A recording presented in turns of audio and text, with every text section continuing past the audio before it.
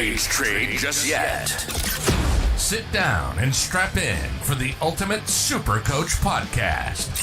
It's time to win your leagues and dominate your mates. This is the Dual Position Podcast, hosted by Whisperer and Adrianasaurus. Hello, everybody! Dual Position Podcast. This is your host, the SCWhisperer, joined, as always, by the illustrious SCAdrianasaurus off the back of a huge Magic round. Went a bit too hard Friday and Saturday. Couldn't back up Sunday, mate. Must have been a good weekend.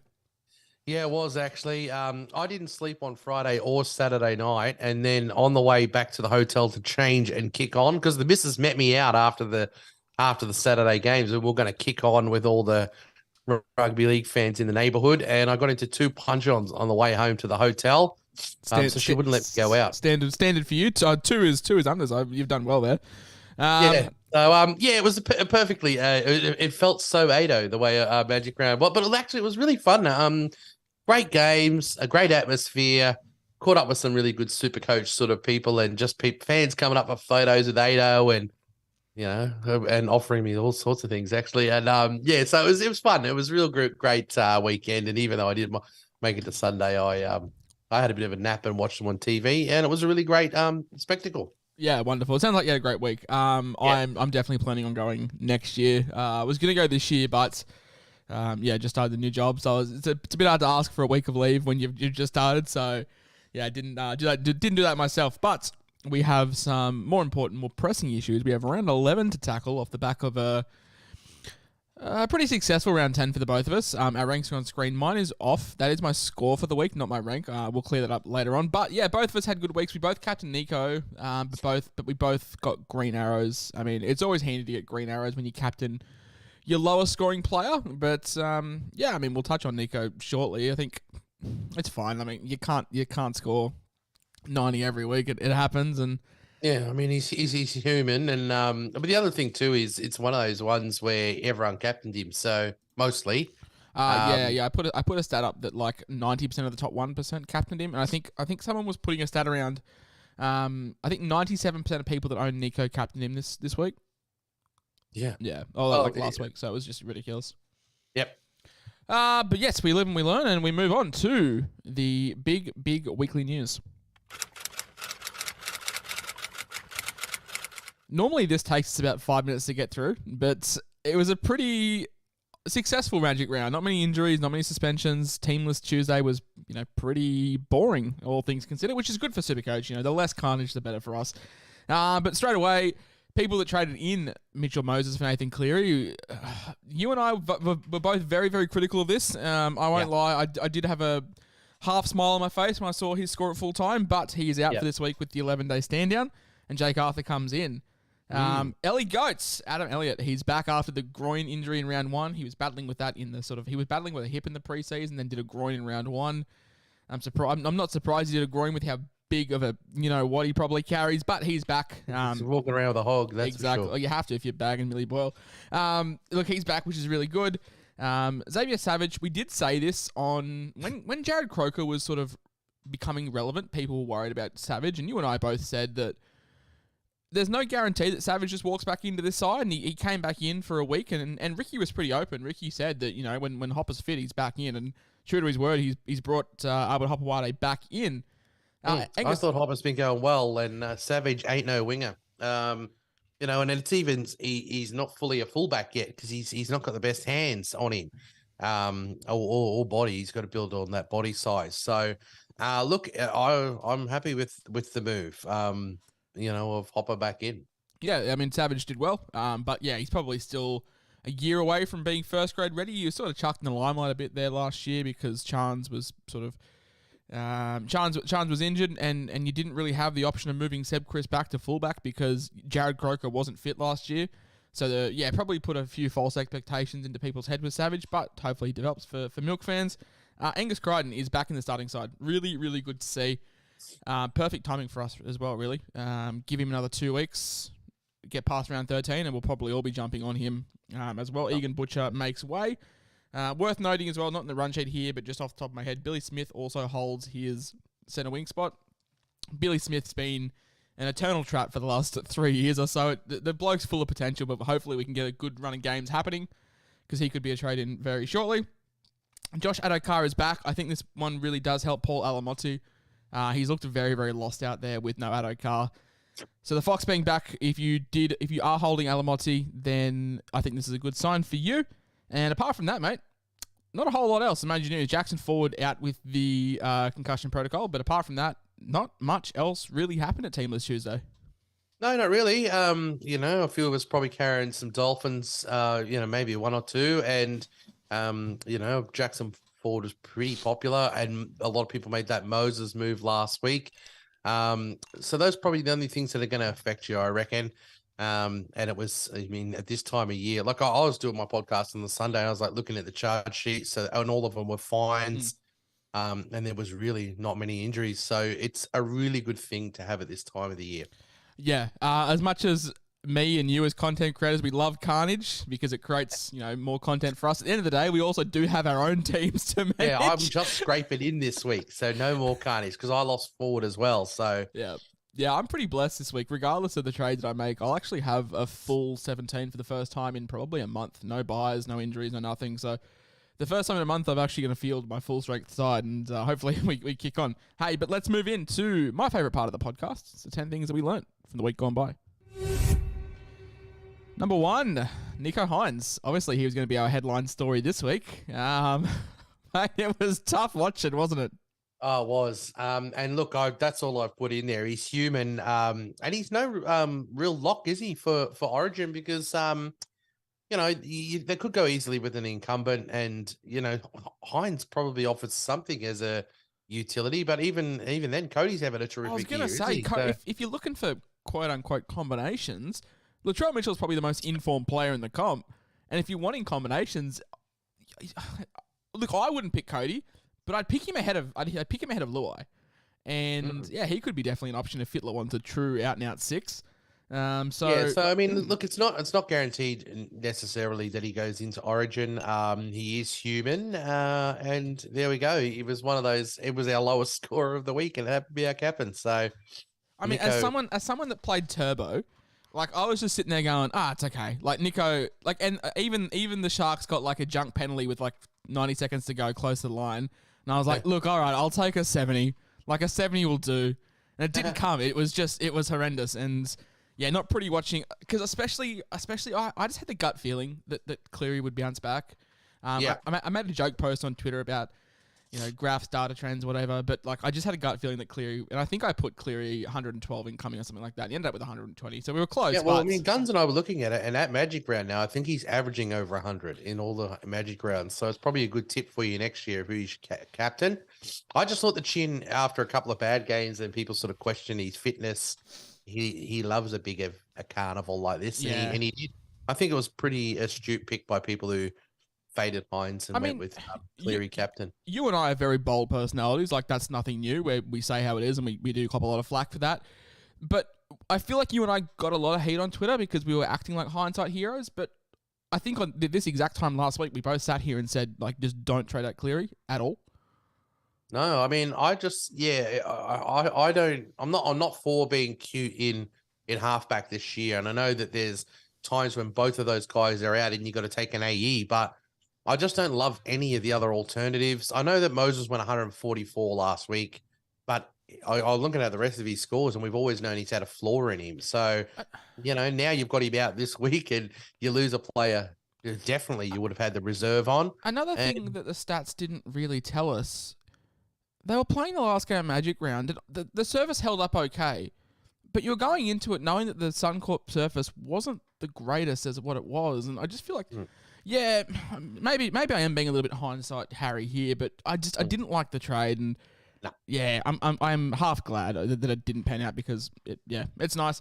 Anyway, look, moral of the story is Nico Hines is not human. Origin is no given for him. However, even if he doesn't get picked for Origin, doesn't really benefit us for the first bye round. It's not like the Sharks play the first 13, so neither here nor there. I think that goes into our next point, that Cleary loves a big stage. Think back to 2021, I think he had 220. Last year he had 85. This year he had 120. Like, he's a guy that definitely rises to the occasion. And I think the really scary thing is, Ado, before updates. So updates came in, he went from 100 to 120 because I'm pretty sure he picked up the try assist for the Brian Toto try. But even pre-updates, he was on 100. He had 1 try assist. Yeah. That's scary if you did sell, because that's just worrying. I am curious. I think 1,800 people traded Cleary to Moses. I'm very curious as to how many of those guys do the Moses back to Cleary. Do you double down? Do you like, what do you do? Well, I mean, far out. That's a lot of trades to be doing. I mean, they went to Moses thinking Cleary's off the Origin. Moses is going to be there. He's probably one of the top picks you can have, particularly from Eels, who cover all 3 buys. So I think now you have to just stick with. Or is Moses going to miss the next game? No, yeah, he'll be back and then play 13. But the thing is though, like, it's not like you needed the halfback position this year. It's not like years gone by where you just had to field as many numbers as possible. Like this year, you can fade halfback because you get your top 13 regardless. But yeah, neither here nor there. Look, Moses has a poor floor. We've said that. Yeah, mate. If you want to kick us off with point number 4. Yep. If we didn't know before, we know now. The round following the buys will be harder than the buys. Mm-hmm. You look at it. I mean, someone went to me the other day is like, "Oh, why is 14 going to be harder? You got 1 team on the buy, and you're just going to come up with 17 numbers." And I was like, "No, there's 3 teams on the buy, brother. And three pretty prominent ones for buy plenty because people are going to have Garrett. They're going to have. I mean, if Hamole doesn't get picked for Origin, I'm sure a lot of people will be bringing in Hamole as well. Sean Lane, Hopgood, Ryan Madison if he doesn't get picked, Dylan Brown, Clint Gutherson, Mitch Moses, and then you're going to have Lockie Miller as well. Like it's Greg Marzu's another one. Like some people could have 8, 9, 10 people out round 14. And you're not going to come up with 12 players. You're going to come up with 17 in those rounds. So, they're going to be tougher. And that's going to be the case for all of the major buys. I think the following round is going to be harder. Yeah, absolutely. If you're going to bank trades, probably keep 2 up your sleeve for round 14 because you'll probably have to go 2 Eels guys to someone because, I think at the moment, with the way that my round 13 plans are, I'll probably be having 5 missing, and that's a lot. And some people, and I think 5 probably on the low end of what people will be having. So I'm going to be struggling round 14. Tavade looks like he might be a delightful downgrade. We just need him to hold his spots, and that sort of begs the question: do we go early on him? Do we wait? And we'll touch on this in the buy holds and sells. It's a tricky one because Branko Lee obviously could come back in, but we've had no update on Ewan Aiken, who also didn't finish the game with a hamstring complaint. So, I mean, Tavade might get there, but Bennett doesn't like to just put rookies in the spotlight. And after a wonderful performance at Magic Round, probably the biggest round of the year, plenty of eyes were cast on him. I had my doubts. I did have my doubts defensively, and I think he does have some poor reads in him, but you can't take away the upside that he had in attack. And Brenko doesn't? Oh, of course. I mean, yeah, absolutely. But yeah, you can't begrudge a 19-year-old rugby convert up against Sifa Talakai, probably one of the fucking the hardest blokes to mark up against. But he held his own. He held his own. Builds those blokes. Yeah, it's probably the 2 biggest center combos that you'll have up against each other. But he put some good hits on. He ran the ball well. He does look really good. He looks all the preseason hype that we had on him. I remember, for 2 years we had Joseph Suwali hype, and then he came in and looked really good last year, and he sort of major rookie year. And then, I don't want to go too early, but Tavade looked really, really good. And he could be a relatively option. I think the next point here, mate, you probably should lead off on this one because you're the lower of the 2 ranks, but it really puts in perspective as to how close things are.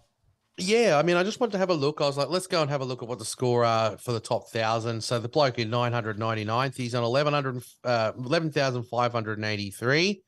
And I'm in 6,044th, so I'm a good 5,000 spots behind him. Mm-hmm. I'm on 11,315, so 268 points. That's a captain.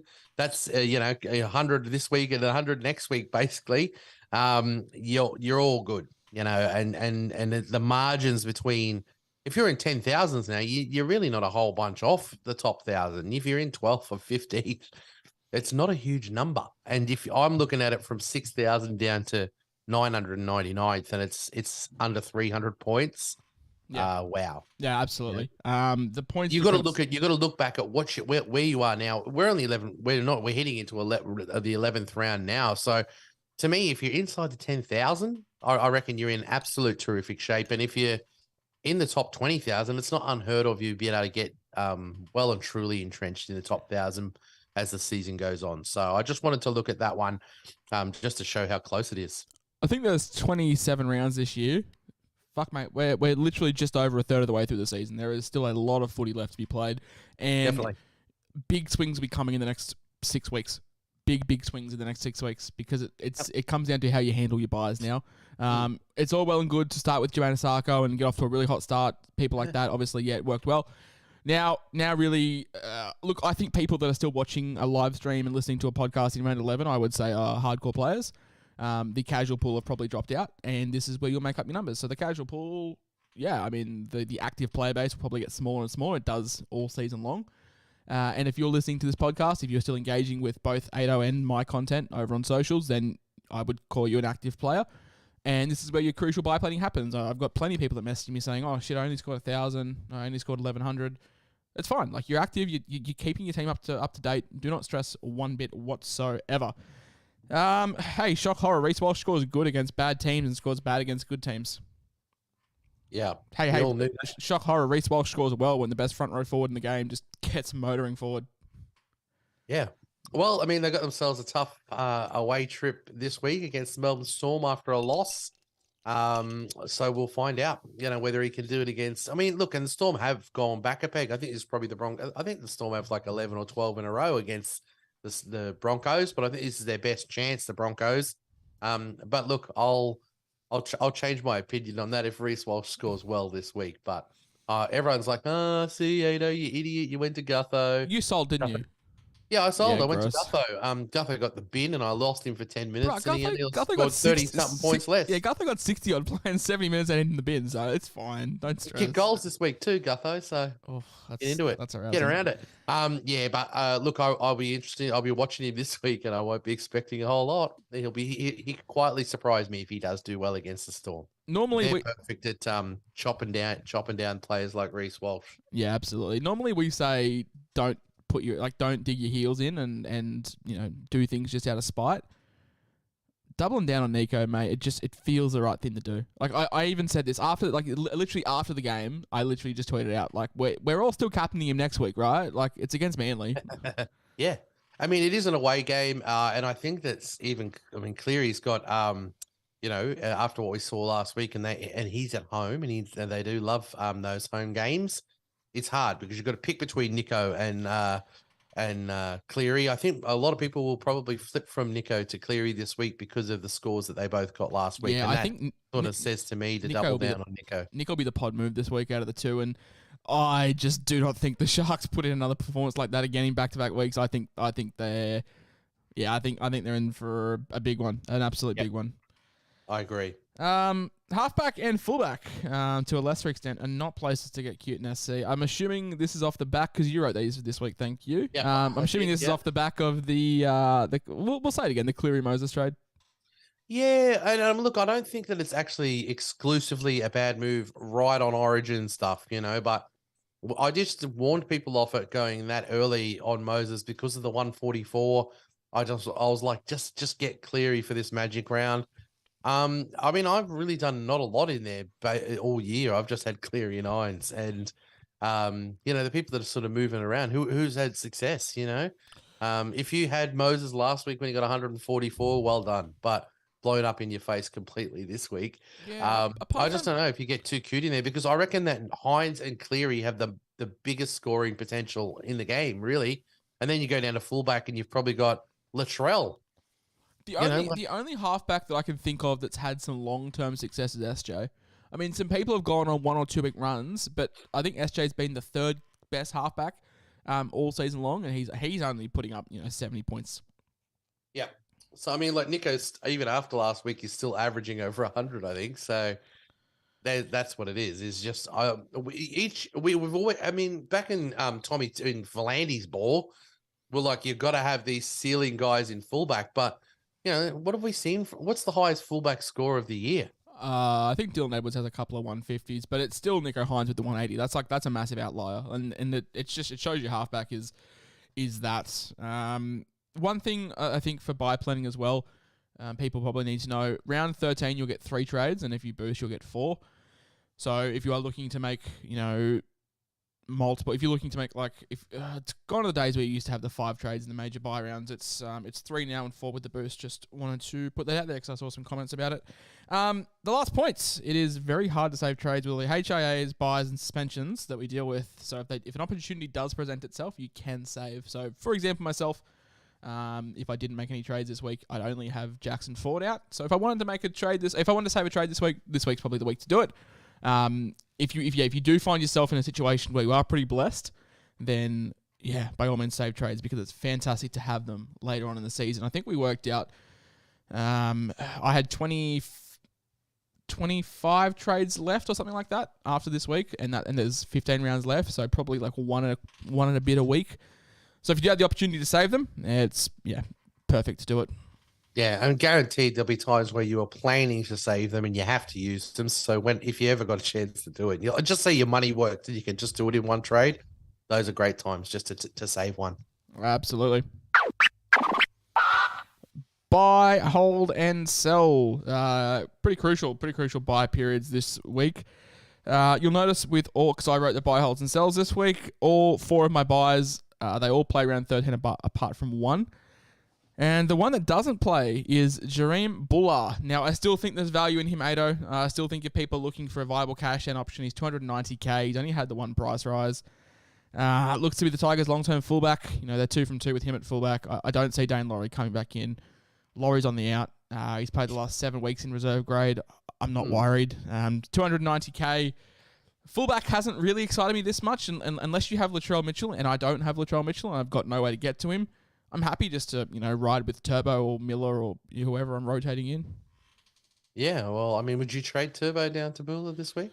No, I'm probably still sticking firm with Turbo. I'm doing it through Alamotti, and then just moving, what's his name, Lockie Miller up to center. But do you still think he presents value at 290?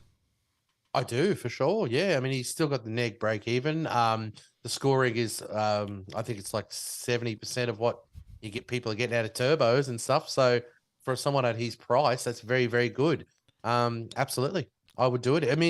I'm inclined to hold Gutho and Turbo, these pure sort of what we think have a ceiling of 100 plus. If you have both those guys now, I wouldn't be moving out of my way. But it's more of a case of if you're just running one fullback, or if you're running a fullback and Lockie Garrick down there or something. Lockie Miller, you can just shift them back up. It's fine. Buller is fine. The last couple of weeks, we hyped up Joe Tarpany. We hyped up Corey Horsburgh. We went a little bit cold on JDB just with the move to prop. We just wanted to play it safe. However, he still looks fucking unreal. Still a buy. Hook hasn't been sacked. It's getting to the stage of the season now where we're hoping our coach isn't sacked for our Supercoach stocks. But JDB, mate, what a stud. Not a shit bloke. What a Supercoach stud. Is he going to keep getting the minutes? You have to just keep riding it, don't you? Ride the hot hand. Well, yeah. When you look at their team, I think there's probably Bird and him who probably demand the minutes. I reckon. So, who are they going to go to? Who are the minutes going to go to? So, you and I were discussing briefly off air him versus Tohu. Tohu, you've got those knee worries, and you got them on a bye next week as well. So if you go Tohu this week, you get 1 game out of him. Whereas you'll get to Devellin this weekend next week. Just quietly, I will have both in my team in a fortnight's time. But I am in the JDB camp this week just because you're going to get 2 weeks out of him. You're not going to have the bye and the niggling complaints. Not that I'm put off by that because Tohu is just an absolute warrior. And when he plays, he just plays friggin' heaps of minutes. He's a weapon. He's a bloke that is over the age of 30 who I don't worry about. And when guys get over 30, I'm like, oh, but he's an absolute stalwart of the Warriors club. The next one is your boy. Didn't pay off 2 weeks ago, but paid off this week. You can make an argument not to buy him. However, the matchup fucking terrifies me. It's Alex Johnston with a break-even of 77. Needs a double to get that, but mate, it's against us, and Cody and Latrell could just rip us apart. Yeah, if I had Trell, he'd be my captain this week. 100%. I reckon. And look, he scored a 70-odd last week. He has sort of bottomed out in price. I would not be surprised if he covers that break-even this week. And I might even be tempted to put a VC on him for him to get multiple tries. If those Rabbitohs get up and about, Now, look, the Tigers are a resurgent, but they are the hot hands, those South Sydney Rabbitohs. And if there's any week where I thought there could be multiple tries for AJ, I reckon this could be it. I plan on getting him next week. However, I'm just terrified of this week. I'm absolutely terrified of him.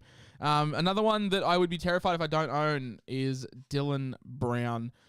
He's back. He's back as the top 5/8. You know, it's a battle between him and Cody Walker over the last sort of 6 weeks or so. But you know, he just shits out points for fun. I mean, if he doesn't get any attack, he gets 60. He gets some attack, he's over 120. And with the Parramatta buys, with the Parramatta buys, he's a Kiwi. You know, he's a very, very base dominant 5/8. He's not like Cody, who Cody plays in the better attacking team. Absolutely, 100%. But Cody Walker can get a try and a try assist and end up on 60. Dylan Walker walks on the field and has 60 points there. So I've always been a base stat guy, and I think they both possess the same ceiling as well. So that's what led me to be Dill Brown. And mate, it's just great to see him getting. He's backing up his form from last year.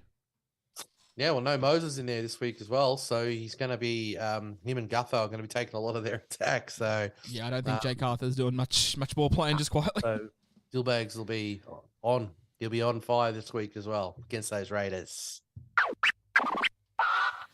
I only could come up with the one hold this week. There wasn't many questionable trades that I was looking at on the Trade Explorer, but one of them was Isaiah Katoa being traded out. Not really sure why, just quietly. I think he's a fine hold for round 13. I know he's on the bye, but surely people aren't relying on him in their sort of strong 17s.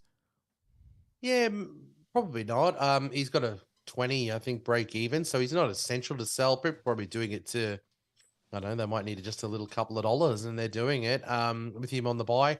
Last week was his top scorer. It was low 50s. He doesn't score well. No, so he doesn't, but he's also also... going to hurt you selling him. He's not someone that's Jackson Ford, who's 550k, who there's value in trading out of. It depends on who you're trading him to. I just think he's a fine hold. I'm not rushing to sell him at all. I haven't looked at my team. What are we in now? Round 11. Yeah. I have not looked at my team and looked at Isaiah Katoa and think, fuck, you're holding me back. Yeah, no. I mean, some people are doing like a turbo or something down to Bula, and then going Katoa up to Dillbags, so... If you're getting out that gun, then if you're getting Dillbags, then I can get behind it. But yeah, I can't really understand trading him out, moving Schuster down, bringing in some generic 2RF. Yeah. Just quietly. So yeah, that was the only really hold that I could find. However, the sell list is lengthy. There's a few boys that I want to be culling if I own them. The first one is Mr. 20 points or 60 points himself, Tyrell Sloan. He was a great cash cow. I never really saw the appeal of him. I never jumped on him. He does have these scores in him. He does have some low ones. Go look at his scores. If he doesn't score over 20, he is... Like, if he doesn't get to 20, he has a really poor game. And, look, I know he's around 13 number, but fuck, I can't put stock in this Dragons attack. No, I mean, and his break-even's 111 this week, so you could lose the cash that you made. Because he's made nearly, I think, just a tick under 200k, which means it was probably a good move as far as cheapy stuff goes, but... up against 111, you stand to lose the cash that you have made very quickly if he gets another 20. 100%. William Warbrick I think he's been a wonderful cash cow all season long. He's up to 400k. He's made 400k. He's made 200k.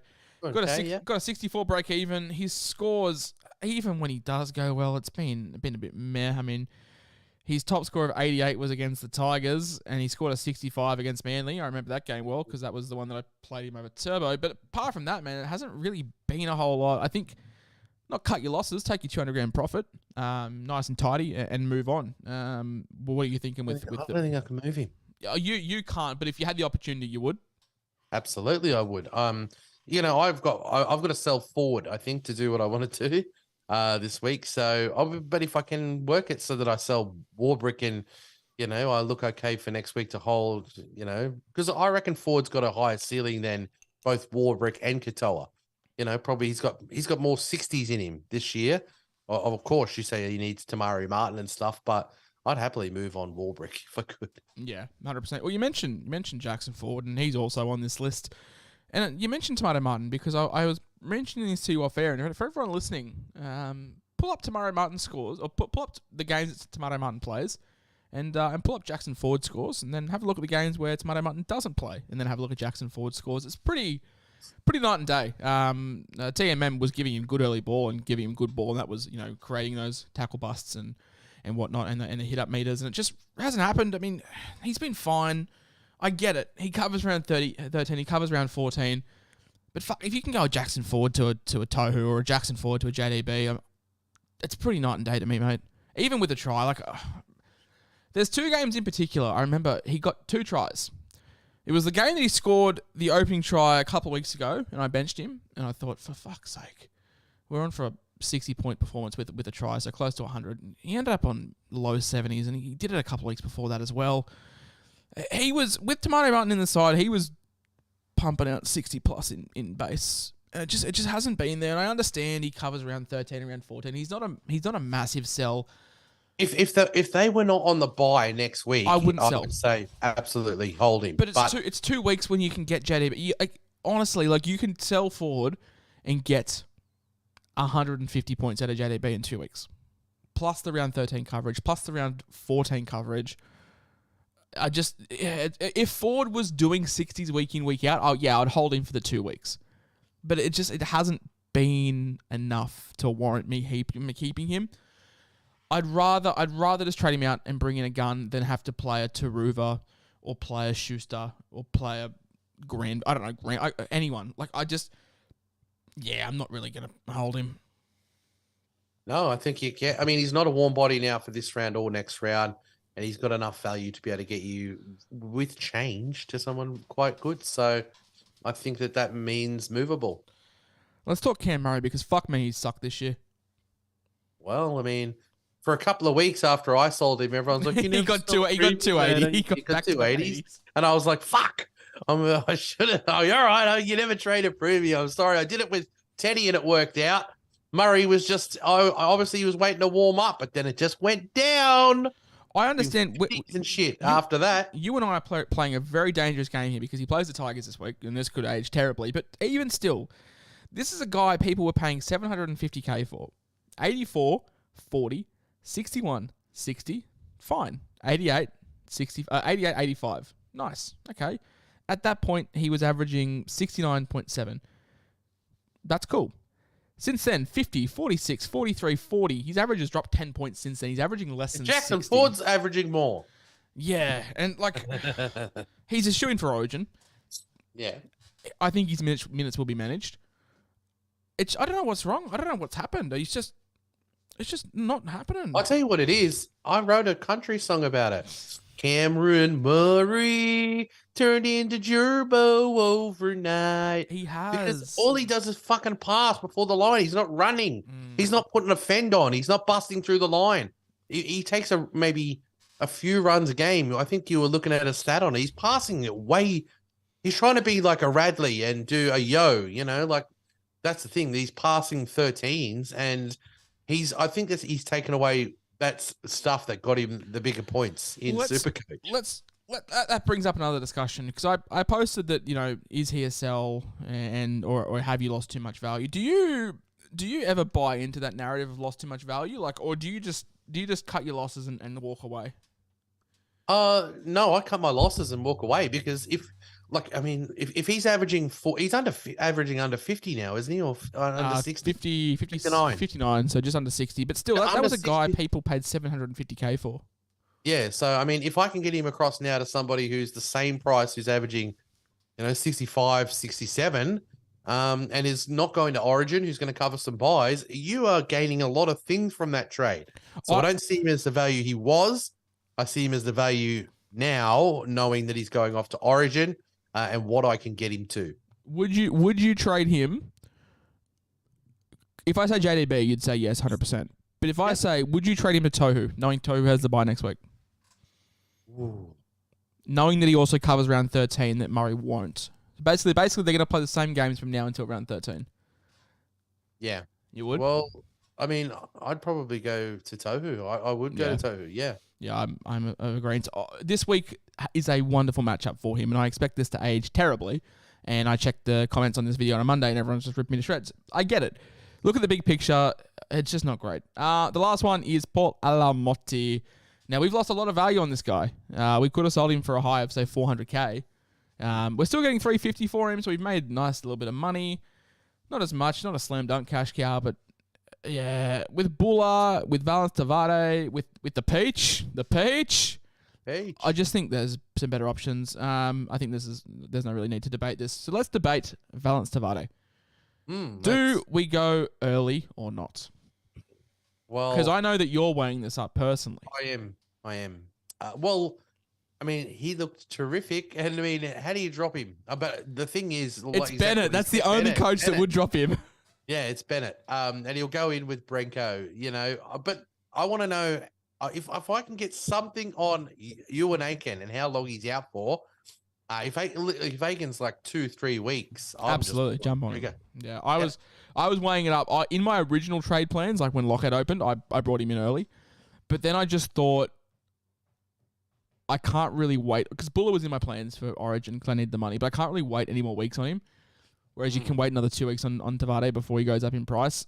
If you need the money, yeah. Because people still carry Jack Howard. People are still carrying bums. Like, enough is not bad. It's okay. Like, it's not the end of the world. All my enough, so I've got him in there because I thought they were playing, you know. Yeah. But I've got a few. And, you know, he could potentially become one if you take this risk. You got to be willing to. It's probably a risk until like round 15. Then I just move him on after round 13. But he's an enabler, and he's got a bit of money to be made, and also frees up a whole lot of cash. They're the buy, holds, and sells. Let's move into the host recap. On the screen, you can see my rank. That is incorrect. That is my score from the week, which was 1,302. Cracked 1,300 despite captaining Nico. Really happy with that. Really happy with that. Mate, fuck. I played Taruva. Far out. He could have had 100. Dropped 2 balls. Fucking stone cold over the line. Yeah, well, I mean, I'm not going to have any sympathy for you. You still scored 1,300, so... 1,300 with Nico captain, which is nice. That brings the rank to top 1%. Ado, it's taken 10 weeks. But I'm finally in the top 1%, which is 1,597th. And about 80 points outside the top 1K, as we've touched on. So, not the end of the world. Yourself, mate, you still scored 1,266, which is, still really, really good. Yeah, I was happy enough with the score. Nico was my lowest scorer. You know, most things sort of went right for me.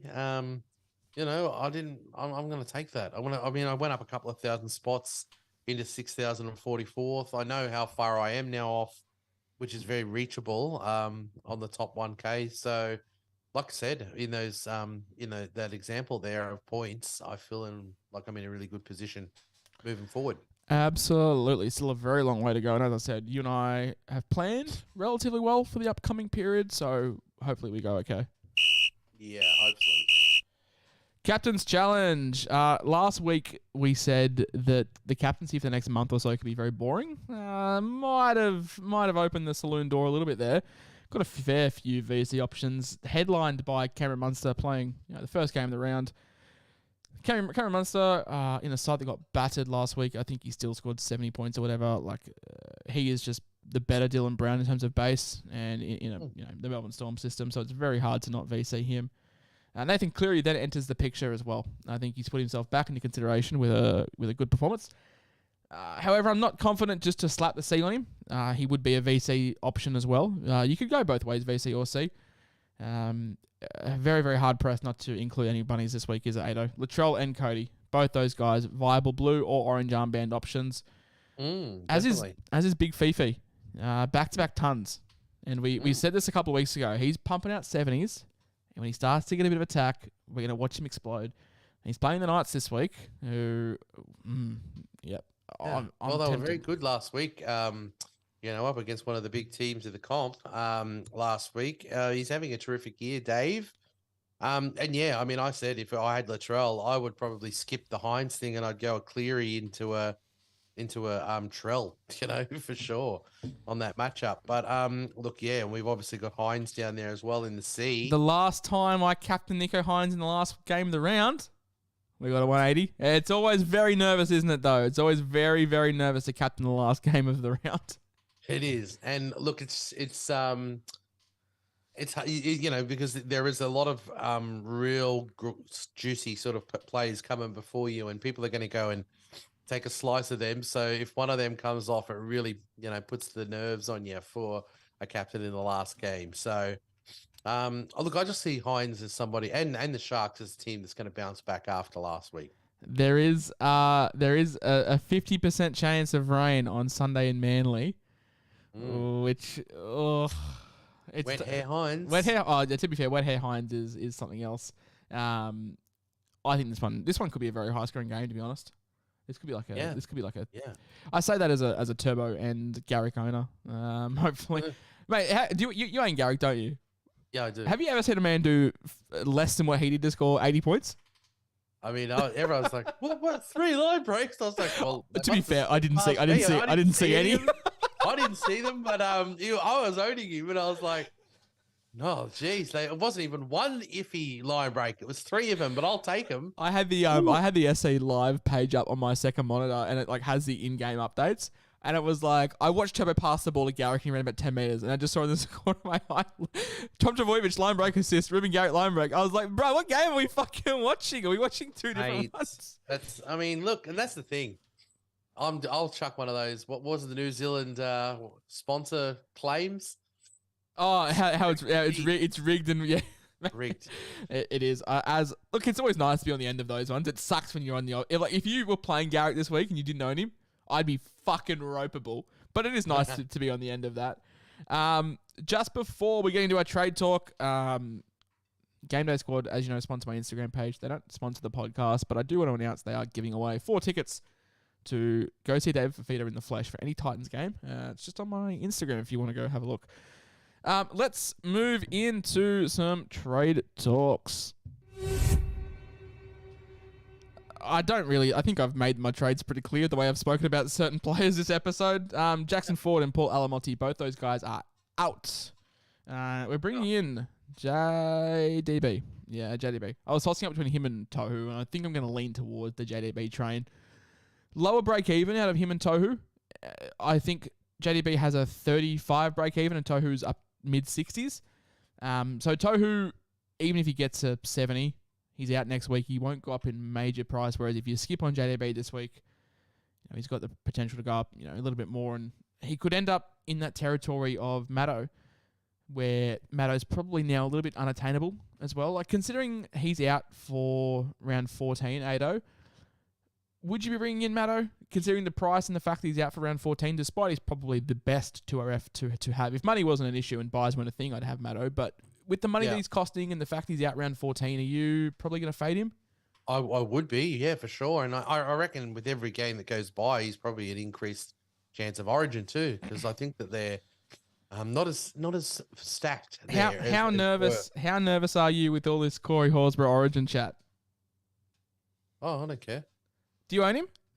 No. Oh, right. Okay. You don't give a fuck then. I don't own him. And by the way, Tohu's break even is 47. Okay, so it's not as bad as what I thought.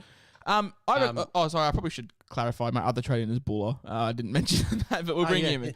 I was tossing up between him and Valence Tavade, but if I don't get Buller this week... You've got that handy, you've got one of those center eligible guys, the jewels, to be able to do it. So that's the move I'd be doing if I was just thinking, because I'll want Buller, but if I don't get him this week, he'll be, 360k next week? And then by that stage, you're like, fuck, it's probably just too much to pay. Yep. Yeah, so... Yeah, JDB Buller in for Ford and Alamotti out. Any criticisms from you? No, I like it. I'm tossing up between Tohu and JDB as well. Looking at what I've seen from them, they both got the handy duel. I've got Gilbert, so I do need to get one of those guys, and I can get him down into my second row, which means I've got movability between those 2 spots. So it'll definitely be one of the 2 of them. And I'm the same as you. I just think getting those 2 games, because Tohu's going off into the bye next week. I just feel like what you can get out of that trade. They're probably going to be so similar in scoring. Are you thinking the same thing I'm thinking, that come round 13 you'll be buying Tohu anyway? Oh yeah, I think so. Yeah.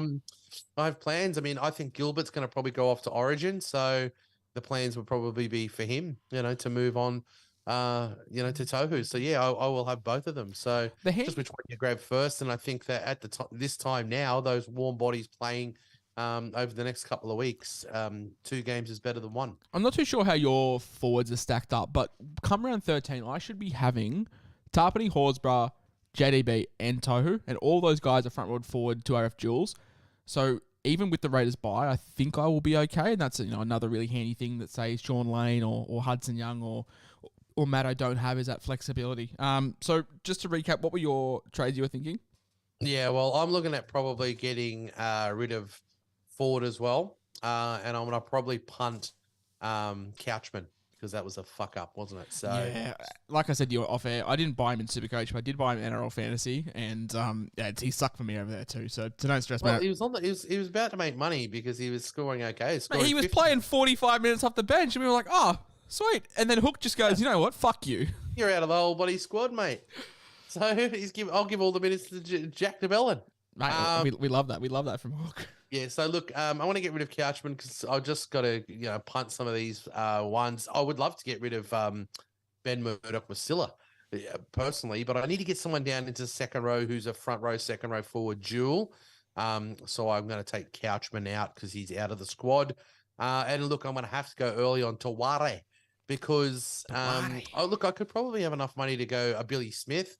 But I just think they've all got an element of risk. I see some people going that fee guy who's in there for while Zach Lomax is dumped, and I don't know if that's any sort of job security as well. So no, I don't want to be betting on Zach Lomax to be out to fund my team. I think the thing with Tavato over Billy Smith is the round 13 coverage.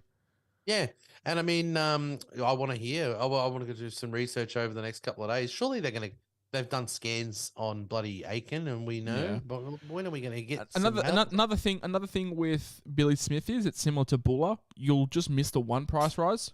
Like he'll go up in round 12, and you'll miss that, but he won't play round 13. So you can get him in round 14 at not bottom dollar, but you're missing one price rise. So that's that. Yeah, so it is a risky play because I'm getting rid of a non-playing Couchman, and I could be grabbing a Tawade who's going to be the same thing. If Hammer and that goes off, do you think Hammer's a chance for Origin? No. You don't reckon he's in there? No. Might be 18th man if he's lucky. Well, they're not going to lose anyone from the back line then, are they? No. So we're hinging on Branko Lee being shit or Ewan Aiken's hamstring being made of string cheese. One of the two. I think you'd be fine. Only one major announcement for the podcast. Absolute breaking news. I made the executive decision to can your take, not mine. I wasn't really digging it, if I'm going to be honest. Yeah. It was a bit shit. Most of them were just bit shit. I mean, I say hot takes for the sake of hot takes. You don't need to hear any more on this show. But one thing that I do love doing is answering your questions. We only have the one this week because it's a very good one, and it's going to take us a bit of time to dissect. Comes from a good friend of the show, Isaac NRL, always interactive in my Discord, always interactive in my DMs, despite I don't answer them, and always interactive over on Twitter as well. He asks, the best 2 players in each position who play round 13. Now, I've taken this question at face value. I haven't analysed players that play round 13 and after. I've just solely analysed the round 13 fixture itself. At hooker, I have the man who wanted to be a top 5 hooker in the game 2 years ago, and I laughed and said, you're not even a top 5 hooker at your club. However, Jamie Marshall-King has been fucking exceptional this year. NRL and Supercoach, I think if you're looking to make a hooker trade, Jamie Marshall-King is your guy. Yeah, I mean, I made a big call and copped a lot from the old Dogs fans saying that I thought he was better than Reid Marnie. So I rate him. I think he's getting better every year as far as a hooker is concerned, and I think he really fits well in with that Dolphins team. So I agree with you on that one. Lovely. And the other one, if it is not Jake Granville, who is, we all know, the best hooker option for round 13, it's probably his Cowboys teammate Reece Robson. If you can't afford James Kay, or if you're looking for a 1-2 punch at hooker for round 13, probably Reece Robson. Not the most exciting of pick, but he's slowly coming to his own. I think he could be a solid 60 points over round 13, and he's going to play 80 minutes every week moving forward after that. It's not like it's a 1 week play. He could be. Mate, the way Hooker's going this year, I might own Blake Brayley at a point because he's very consistent. So Hooker's been asked, but I think you could have JMK and Reece Robson as a pretty good linchpin. Yeah. Yep. Front row is interesting because there's a couple of options, but I've gone with AFB, who is just on an absolute dream run at the moment. Scoring tries. We're all priced out of him now too because he costs a friggin' fortune. Absolutely. So if you can't afford him, there's a couple of other options, and it's our good mate Joe Tarpany. Looks like his minutes are slowly creeping back. Not back to their all-time high of mid-60s, but they're a minute or two each week, which is handy.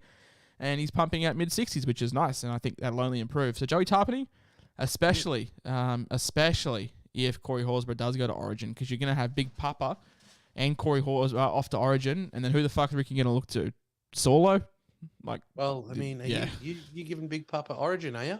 I'm not, but fuck it seems like everyone is. I don't know what I'm missing, but yeah, maybe I'm just a Papa hater, but I don't know. But well, I mean, I'm a Papa lover, and I just think it's gone past him. Same thing with Welch. I'm seeing so much Welch love for Origin. I'm just like, are we watching the same game? Like, well, I mean, Lindsay Collins has been quite good. Lindsay Collins has been he was on the best. edge of it a while ago. Mo has been terrific as well for the Titans.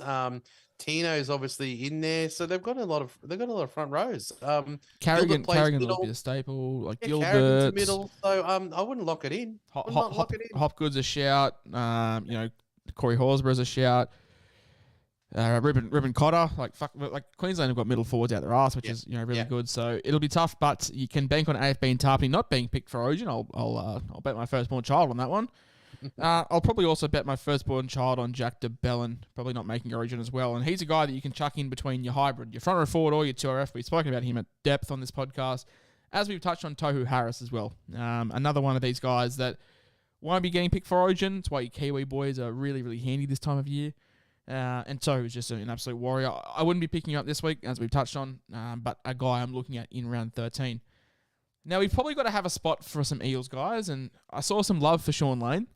He doesn't fill me with the greatest confidence at the moment, so I'd probably just pay the premium for Matto if I had the money and needed a premium to RF. But he's also a shout for Origin as well, so yeah, it's a tough one. I think the ones that you lock in are Tarpany and JDB and AFB and Tohu. I think they're the four that you lock in, all Kiwi guys and all guys that will be there or thereabouts. At halfback, it's interesting. We also have another Kiwi in Sean Johnson. I think if you're needing a halfback, if you're looking at a halfback that isn't named Mitch Moses, because he's also number 2 on this list, it's probably SJ who's been the third best halfback I'd say this year for Supercoach, and he's been awfully consistent. Yeah, yes. I mean, he's had a resurgence. He's back. He is back, baby. Look, as much as we like to poke and laugh and make fun at the Mitch Moses traders in this week, he is someone that's very good. He is going to be very handy to own over Origin, won't he, Ado? He will be. And, like I said to someone who was asking me a question of, if you are only going to go and limit yourself to 3/4 Eels, I think Moses and Dillbags are definitely in that. Yeah. List, you mentioned Dillbags, and this combination here, mate, I wouldn't even say this is a round 13 combination. I'd say it could be potentially a season-long combo, and it's Dylan Brown and Cody Walker. Both those guys punching out 70s for fun. Cody Walker is one of those players in Supercoach that is frustrating to own, but also frustrating not to own because he does so much in the game, but sometimes the scores don't reflect that. But boy, when it does pay off, he goes huge. I mean, people forget that he had the record Supercoach score basically pre Volandi's ball with a 200, and before 2021, a 200 was astronomical. Absolutely astronomical, and he does have that in him. He's got the running game. He's got the players around him. He's got the ball playing.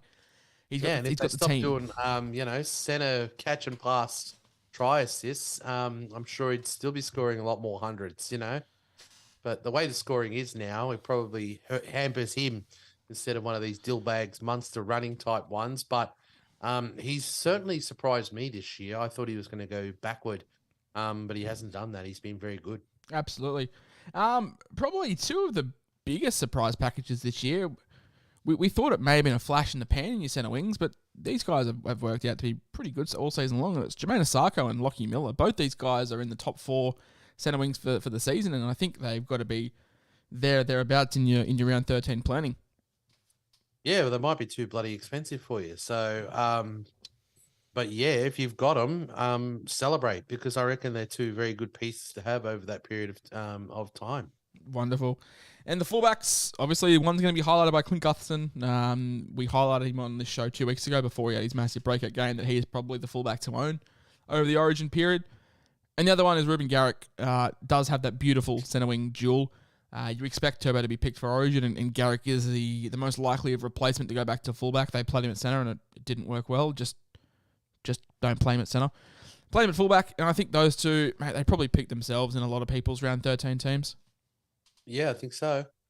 Lovely, lovely jubbly. Well, let's move on to our tips because I'm not losing ground, but I'm not making up any, which is never fun. Oh, there's a few upsets last week as well, which is makes, and I think there could be some this week as well. So it could go either way. But yeah, I've still got the lead so far. As it currently stands, Adrian has got 48 correct, and I've got 43. It didn't help last week that we both tipped the exact same card, so no ground was going to be made. However, this week we're kicking off with the Melbourne Storm in Melbourne up against the Brisbane Broncos.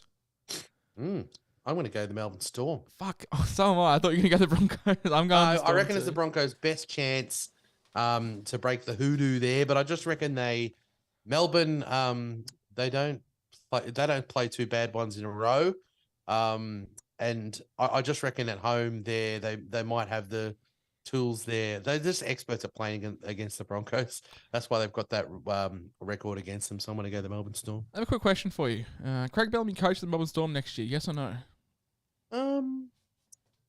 If they miss the 8, if they go out like in straight sets, something that is considered a fail, I reckon he goes. The Bulldogs up against the Wars. This one's in Canterbury. It's going to be on the early Friday kickoff. I am going to lean with the Dogs. I'm going Wars. Hey, there we go. Wars. Let's go on Warriors. Warriors. Mate, 4 weeks ago I'd say this is the game of the round, but the way the Chookies are playing, I don't know. The Penrith Panthers in Penrith up against the Roosters. I'm taking the Penrith Panthers. I am also taking the Panthers. Lovely. Yeah, it's very hard to tip against them in the form that they're going to be playing in. Mate, the South Sydney Rabbitohs probably the favourites to win the comp as we speak. If we're doing a power rankings, they'd be number one. Up against the Tiger side, who really had a gutsy win over Penrith and another gutsy win over the Dragons. I mean, the Tigers did everything they could to lose that game. Moses Sully obviously had the Tigers 1-12 in his multi because he would have steamrolled Buller over the try line. But, mate, we've looked good. I just don't think we can compete with the juggernaut that is the South Sydney Rabbitohs. Well, that's it. It's a pity because you guys are a little resurgent, but you are coming up against a team that is hot at the moment. Absolutely. The mid-season bunnies, mate, they've done it for like the last 4 or 5 years. The mid-season bunnies are a very scary team. The North Queensland Cowboys with probably, I would say, the best win of the round last week. Yeah, they reminded me a bit of last year sort of stuff last week. Are they back? Well, I think at Country Bank Stadium there, Queensland Country Bank, I'm gonna tip them in the win over the Dragons. I think that they'll try to build on that. I mean, they'll certainly say, look at what we did last week against that opposition. We should be winning this game at home. Absolutely. Myself included. Mate, if I'm going to be crawling back the lead, it'll be over a couple of weeks if I'm going to have one or two different. I think we might have the same tip this week, actually, in the Milk versus the Eels. I'm going the Milk. I'm going the Eels. Oh, no, Mitch, Jake Arthur's going to lead you to a historic victory. Arthur is going to... No, look, the Raiders... 3 Dally M points coming up, 2 try assists, 500 kick meters. The Raiders have been playing well, and they've struck a few wins together. What I'm going to say is I just really like the Eels pack. You know, I think Wimmer Greg has come on in leaps and bounds. I think Paulo's playing well. You know, you got your Hopgood, your Lanes, your Maddows in there. I just think that they've got a pack that can really match the Raiders and get up the field pretty well. It's just whether they can ice it. But, I mean, that's the thing. The Raiders are not icing, slick tries either. So, mate, it might be a bit of a bludger. Your pack's nothing to sneeze at, just quietly. Joe Tarpany, Corey Horsburgh. Yeah, I know. It's not a shit pack. I know. Hudson Young. The packs probably both, go up well against each other. And I just think that the Parramatta Eels are one rung above them level-wise. Big loss, Mitch Moses, though. I'm looking at Jackie Whiten up against Jake Arthur, and I'm also looking at Matt Dimoko. So it'll be a good game to watch. I'm on the Milk this week. I mean, I'm sure if you lose this game in the tipping, you'll still be pretty happy. Yeah, that's right. I'm hedging my bets by tipping against them. The Knights, I'd rather just be happy in some way. The Knights fresh off the bye up against. The Knights fresh off the bye with a nice tan from the Balinese Sun.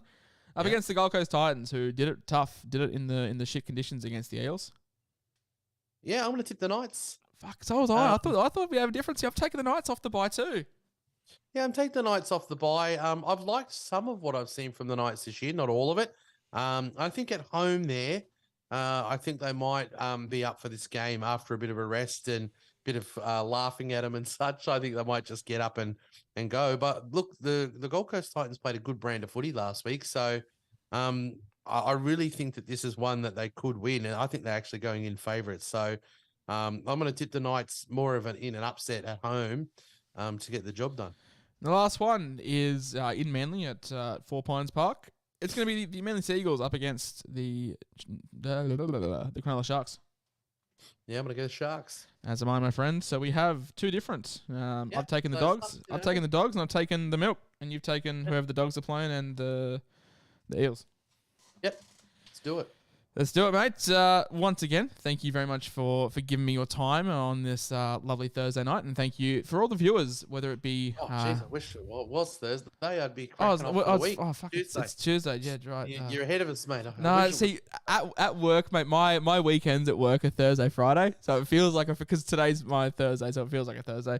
But once again, everyone that is listening to us, taking the time out of their week, I know there's many podcasts to choose from, but thank you very much for choosing the Dual Position Podcast, your number one source of absolute waffle for all things Supercoach. I've been the SCWhisperer coach of the Ramsey Rehabs, joined, as always, by the coach of the Rapana Bananas, SCAdrianasaurus. Same time next week, my friend. Yep, I'll see you then, mate. Hopefully we're both just flying up that ladder. Yeah, mate, if I could be in the top 1K, I'd be over the moon. Are you leaning towards Cleary captain? Am I just overthinking it? No, well, I'm tempted. I'm tempted. I just think at home they play really good brand of footy. Those Penrith Panthers, and him and Hines. It's just such a hard choice every week, isn't it? Mate, it's fucked. When you're going to go and take a slice of, you've got to have a slice of one of them. I do hate waiting for the last game, like you, and it is an away game. And like you said, there could be some rain, so. If it looks dry at Penrith Park, I could just get on the chin. Absolutely. It's funny because you'd never captain against the Roosters in years gone by, but it's just not the same at the moment. So interesting. Stay tuned to all our socials. That's a great plug for our social medias. They're on the screen. You know where to find us. They're in the description. If you want to find out who we do end up captaining and what trades we end up finalising on, check us out there. But otherwise, Stay safe. Have fun.